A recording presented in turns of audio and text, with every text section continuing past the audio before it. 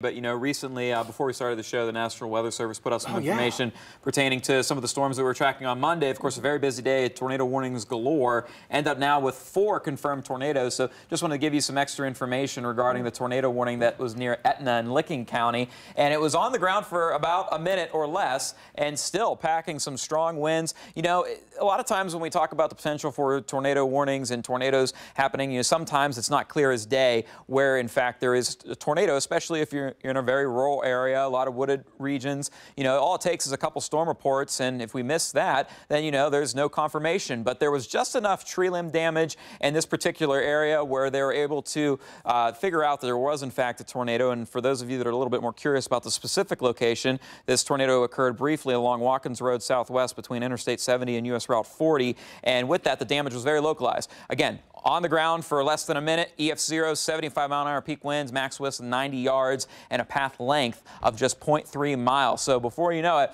that's why it's so important to take these warnings seriously, because again, a lot of the times limitations that we do have with radar, it's not telling you what is happening near the surface. And especially with a tornado like that, it's the lower end of the scale, but we had an EF0 that went through Orient where we had a lot of mobile homes that were, flipped over. So it doesn't take a lot to provide a lot of damage out there.